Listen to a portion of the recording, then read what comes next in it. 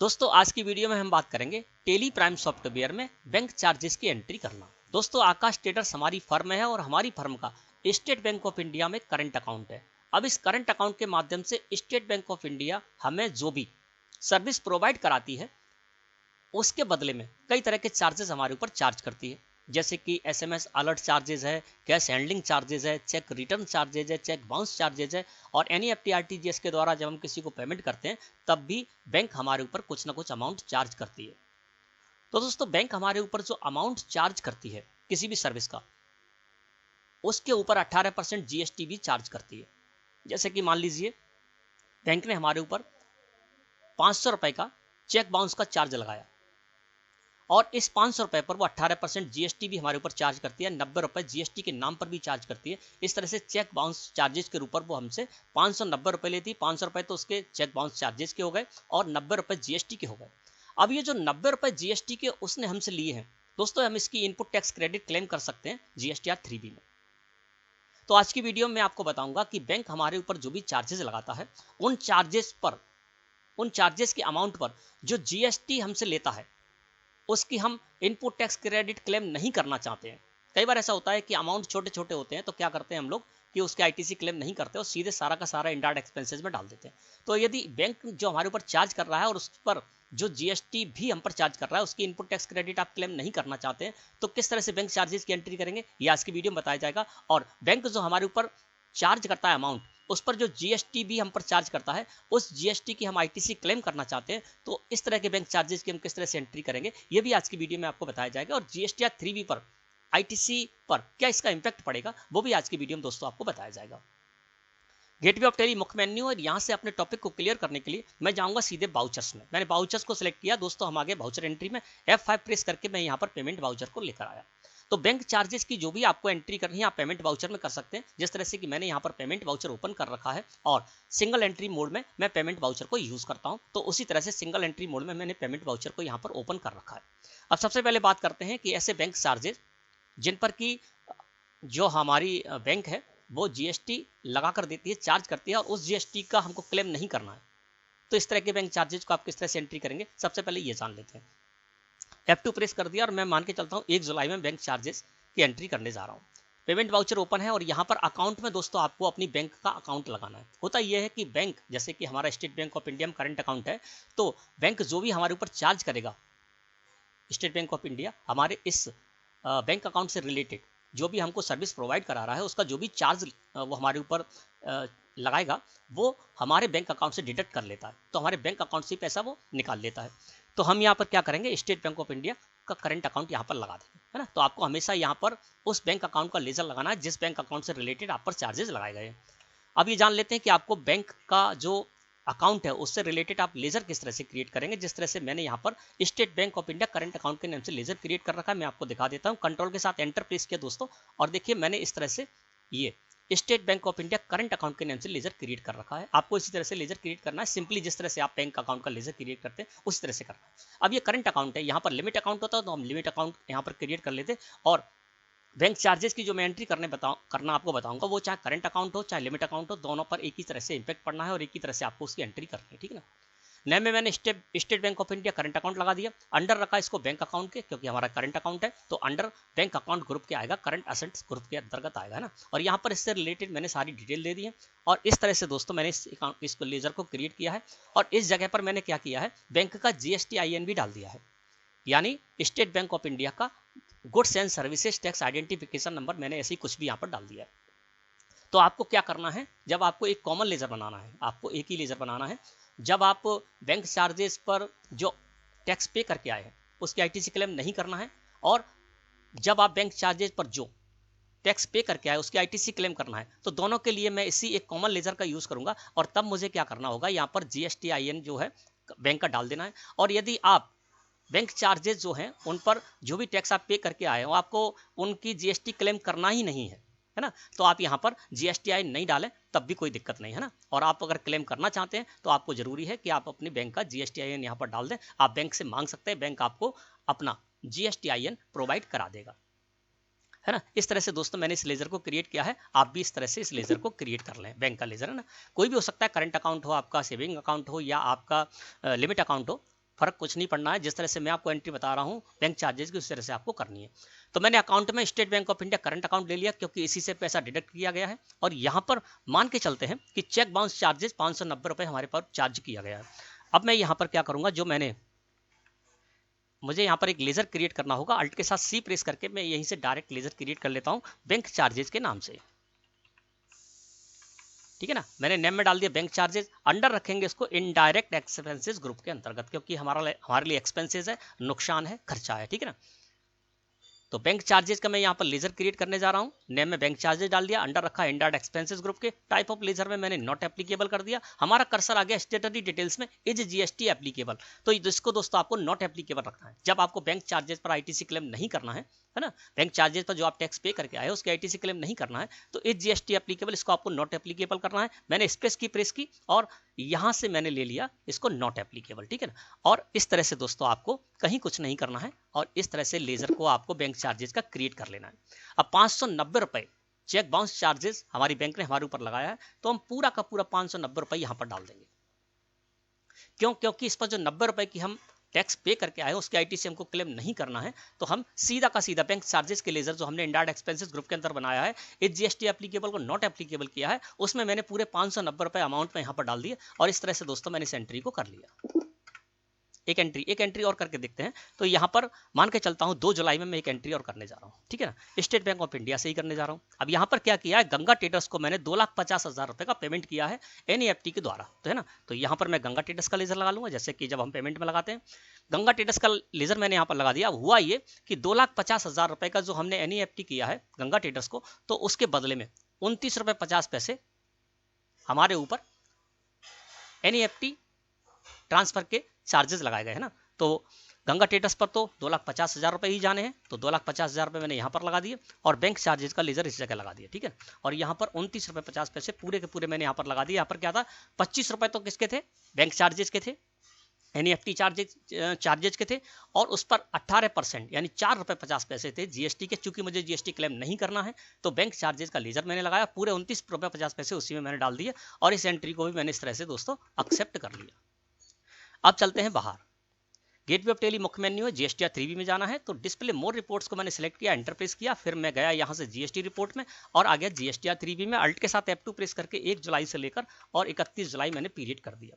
अब देखिए यहाँ पर कुछ भी आईटीसी हमारी नहीं बन रही है। 4 नंबर में देखेंगे तो एलिजिबल आईटीसी जहाँ पर की हमारी आईटीसी बुक होती है, जीएसटीआर 3B रिटर्न है ये, है ना। और एलिजिबल आईटीसी की जो 4 नंबर की टेबल है, यहाँ पर देखिए कुछ भी अमाउंट शो नहीं हो रहा है। क्यों नहीं शो रहा है? क्योंकि ये जो हमने एंट्री की है ना, तो इस पर मैंने जीएसटी को एप्लीकेबल नहीं किया है बैंक चार्जेस पर, और मुझे जीएसटी क्लेम भी नहीं करना था, इसलिए यहाँ पर जीएसटी शो भी नहीं हो रहा है, यानी आईटीसी हमारी शो भी नहीं हो रही है एलिजिबल आईटीसी के कॉलम में।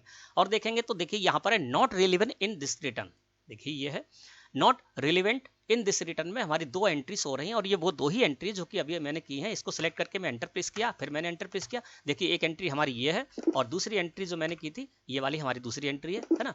तो इसमें क्या हो रहा है दोस्तों कि हमारी कोई भी इनपुट टैक्स क्रेडिट नहीं बन रही है, हमको क्लेम नहीं करना था। मैंने आपको बताया जो बैंक चार्जेस हैं, इस तरह के बैंक चार्जेस पर आपको एंट्री करनी है। जिन बैंक चार्जेस पर जो आप जीएसटी टैक्स पे करके आए हैं उनका जो आईटीसी है उसको क्लेम नहीं करना है, तो आपको इस तरह से एंट्री करनी है। और कई लोग इस तरह से करते हैं दोस्तों, क्योंकि छोटे मोटे अमाउंट होते हैं, तो वो क्या करते हैं बैंक चार्जेस की जो एंट्री है वो इसी तरह से कर लेते हैं, और बैंक चार्जेस पर कोई भी आईटीसी क्लेम नहीं करते, सारा का सारा अमाउंट जो है वो इनडायरेक्ट एक्सपेंसेस में डाल देते हैं। बैंक चार्जेस का लेजर जो उन्होंने इनडायरेक्ट एक्सपेंसेस बनाया है उसी के अंदर डाल देते हैं। अब बात करते हैं कि इस तरह के बैंक चार्जेस जिन पर की जीएसटी चार्ज किया गया है उसकी आईटीसी आपको क्लेम करनी है, तो किस तरह से एंट्री करेंगे चलिए वो जान लेते हैं। वाउचर्स में आ गए, यहाँ पर हम पेमेंट वाउचर ओपन है, और F2 प्रेस करके मैं कर देता हूँ 31 जुलाई। ठीक है, मैंने 31 जुलाई यहाँ पर कर दिया।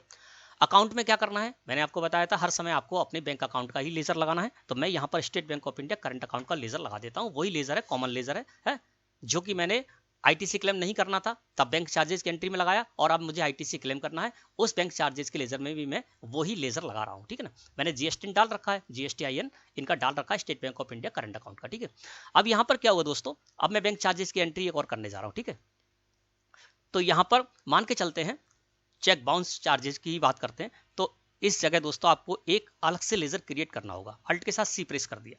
जब आपको बैंक चार्जेस पर जो आप टैक्स पे करके आए हैं उसके आईटीसी क्लेम करना है, तो आपको इस तरह से लेजर क्रिएट करना होगा। मैं यहां पर बैंक चार्जेस @ 18% GST, इस तरह से लेजर क्रिएट कर ले रहा हूँ, है ना। मैं कॉमन लेजर क्रिएट कर रहा हूँ। आप चाहें तो अलग अलग लेजर क्रिएट कर सकते हैं, अलग अलग डिफाइन करना है आपको, जैसे कि SMS अलर्ट चार्जेस अलग रखना है आपको, कैश हैंडलिंग चार्ज अलग रखना है, तो आप यहाँ पर कैश हैंडलिंग चार्जेस @ 18% GST कर दीजिए। चेक बाउंस चार्जेस के लिए आपको अलग से बनाना है तो आप चेक बाउंस चार्जेस @ 18% GST कर दीजिए। मैं यहाँ पर बैंक चार्जेस का एक कॉमन लेजर बना रहा हूँ और चाहूँ तो नरेशन में लिख दूंगा कि ये किस तरह का चार्ज मुझ पर लिया गया है ना। तो नेम में मैंने बैंक चार्जेस @ 18% GST लगा दिया। अंडर ये भी इनडायरेक्ट एक्सपेंसेस ग्रुप का ही रहेगा। टाइप ऑफ लेजर में मैंने नॉट एप्लीकेबल किया। अब दोस्तों हम आ गए इस जगह पर, है ना। अब हमारा कर्सर कहाँ है, स्टेटरी डिटेल्स में इज GST एप्लीकेबल। अब मुझे GST को एप्लीकेबल रखना होगा, है ना। तभी मैं क्या कर पाऊंगा, बैंक चार्जेस पर ITC क्लेम कर पाऊंगा जो मैं टैक्स पे करके आया हूं उसकी, है ना। तो बैंक चार्जेस @ 18% GST का मैं लेजर क्रिएट कर रहा हूं, तो इसमें मैं इज GST एप्लीकेबल इसको एप्लीकेबल ही रहने दूंगा और सेट अल्टर GST डिटेल्स में मैं यस करूंगा और यस करने के बाद मैं एंटर प्रेस कर दूंगा। तो दोस्तों हम इस तरह से आ जाएंगे इस जगह पर, है ना। अब यहाँ पर डिस्क्रिप्शन में हमारा कर्सर है, आप डिस्क्रिप्शन डाल सकते हैं, HSN कोड डाल सकते हैं, ना भी डाले तो कोई दिक्कत नहीं है क्योंकि HSN कोड आपके लिए डालना मैंडेटरी नहीं है। बैंक जिसके लिए सेल है ना, उसके लिए डालना जरूरी है ना। और आप चाहें तो डाल सकते हैं, ना चाहें तो ना भी डालें, है ना। अब हमारा कर्सर आ गया दोस्तों नेचर ऑफ ट्रांजैक्शन पर। तो यहाँ पर आप परचेज टैक्सेबल कर सकते हैं। इसमें से साइड में लिस्ट ऑफ है, इसमें से आप क्या कीजिए, ये देखिए यहाँ पर लिस्ट है, नेचर ऑफ ट्रांजैक्शन की लिस्ट आ जाएगी, इसमें से आप परचेज टैक्सेबल कर लीजिए।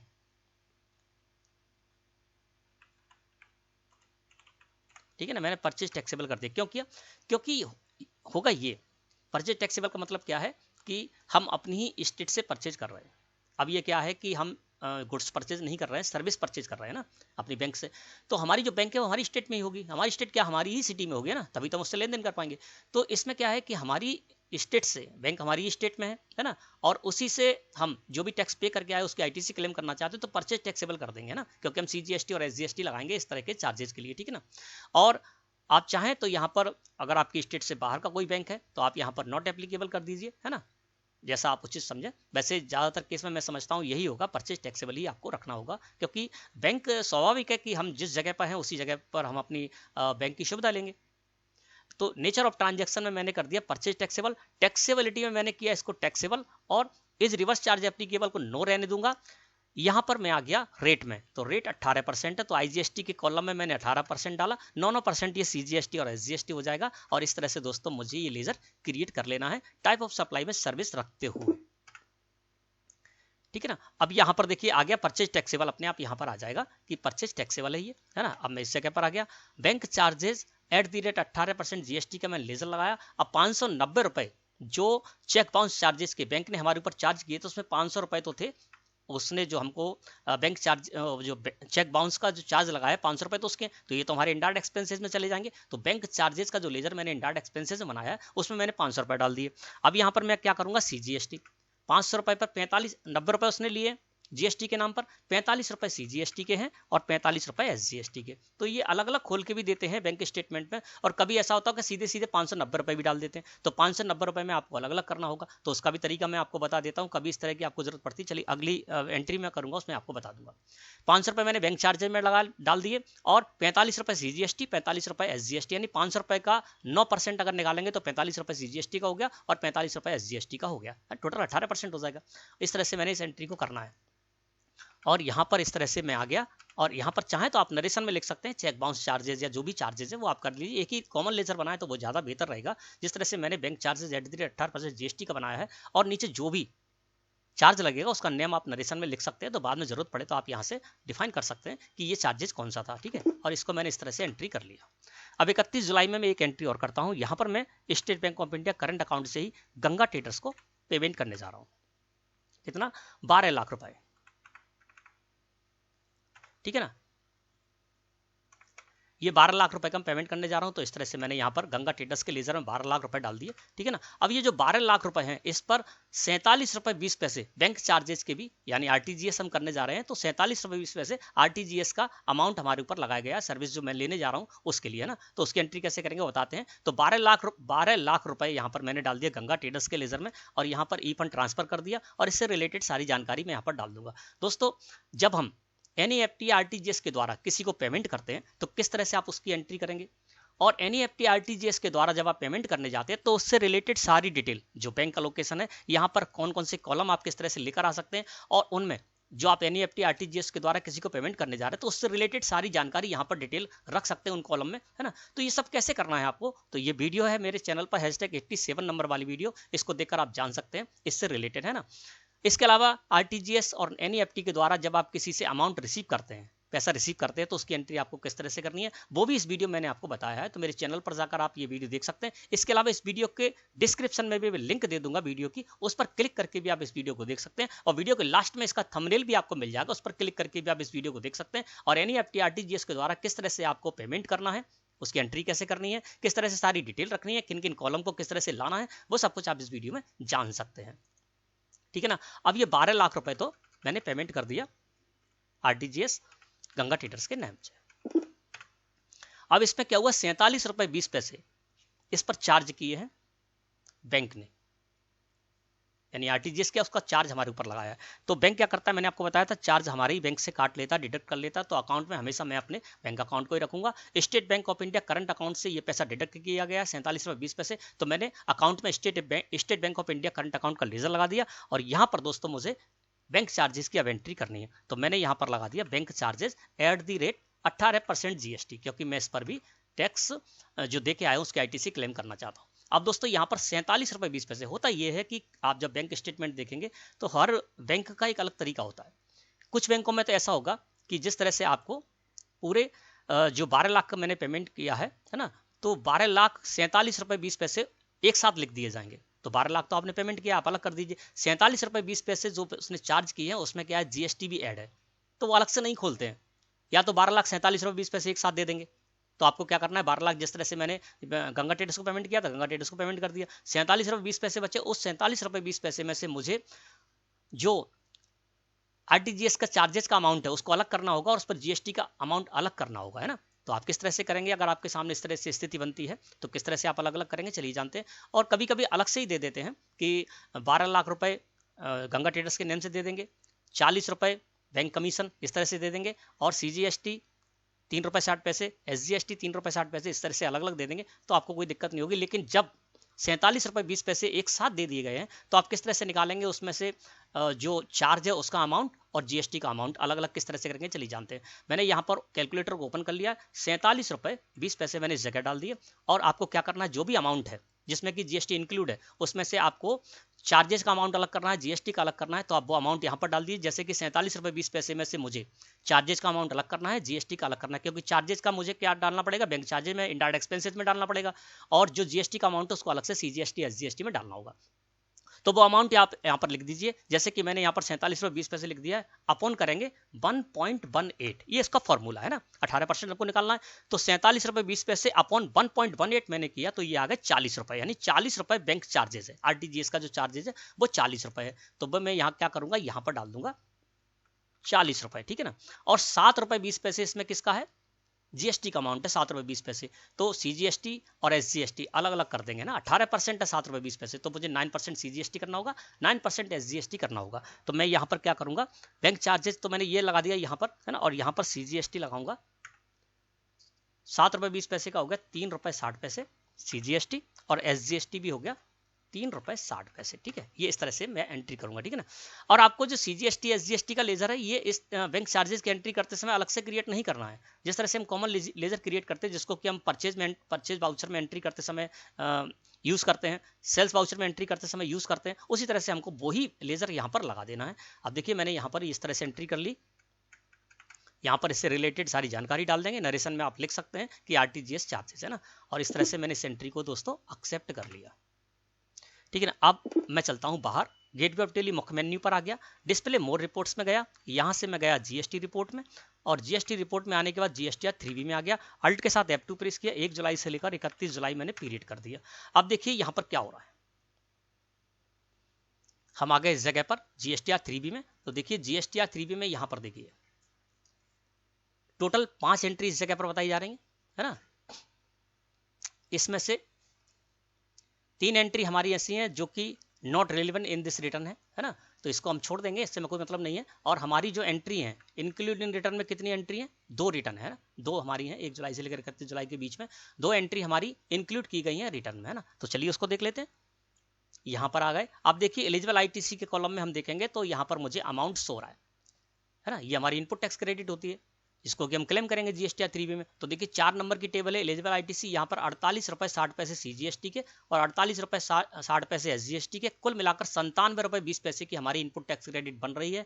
यानी हम जो बैंक चार्जेस पर टैक्स पे करके आए थे उसकी आईटीसी हम क्लेम कर सकते हैं। और हमने एंट्री इस तरह से की जिससे क्या हुआ कि जो भी हमने 2 बैंक चार्जेस की एंट्री की थी उस पर जो जीएसटी टैक्स पे करके आए थे 48 रुपये 60 पैसे सीजीएसटी के, 48 रुपये 60 पैसे एसजीएसटी के, वो हमको यहाँ पर 97 रुपये 20 पैसे टोटल टैक्स अमाउंट यहाँ पर मिल रहा है, जिसको कि हम जीएसटी 3B में क्लेम कर लेंगे। दोस्तों होता यह है कि हमारी जो बैंक है वो भी जीएसटी में रेगुलर रजिस्टर्ड होती है ना, और जीएसटी में रेगुलर रजिस्टर्ड होने की वजह से वो जो भी सर्विस प्रोवाइड करेगी, है ना, उसका जो अमाउंट होगा उस पर 18% जीएसटी लगाकर चार्ज कर देगी और हमसे चार्ज वो वसूल करेगी, है ना। तो उसने हमसे 48 रुपये 60 पैसे सीजीएसटी के नाम पर लिए, 48 रुपये 60 पैसे एसजीएसटी के नाम पर लिए, और वो क्या करेगा, अपनी जब जीएसटीआर 1 रिटर्न फाइल करेगा तो उसमें इस इनवॉइस को अपलोड करेगा। तो हमारे जीएसटीआर 2A और जीएसटीआर 2B में हमको ये 48 रुपये 60 पैसे की सीजीएसटी की इनपुट टैक्स क्रेडिट और एसजीएसटी की भी इतनी इनपुट टैक्स क्रेडिट हमको सोने लगेगी और हम इसको क्लेम कर लेंगे। चलिए अब एंट्री को भी देख लेते हैं। एलिजिबल आईटीसी को सिलेक्ट करके मैंने एंटर प्रेस किया, ऑल अदर आईटीसी को सिलेक्ट करके एंटर प्रेस किया, तो देखिए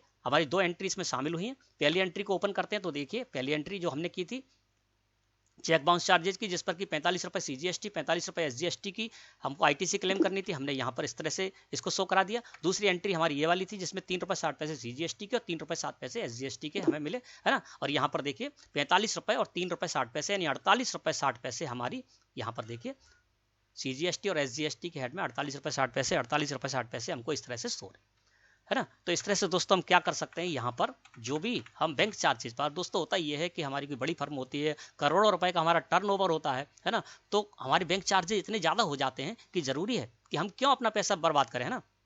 हम जो टैक्स पे करके आ रहे हैं उसके आईटीसी क्लेम करना चाहिए, है ना। तो छोटा मोटा अमाउंट है तो आप, मैंने बताया था बैंक चार्जेस में इस तरह से एंट्री करें कि हमको आईटीसी क्लेम नहीं करना है। अब जो पूरे साल में अगर आपका 25-50 रुपये बनता है तो चलिए कोई बात नहीं है, उसको छोड़ दीजिए, है ना।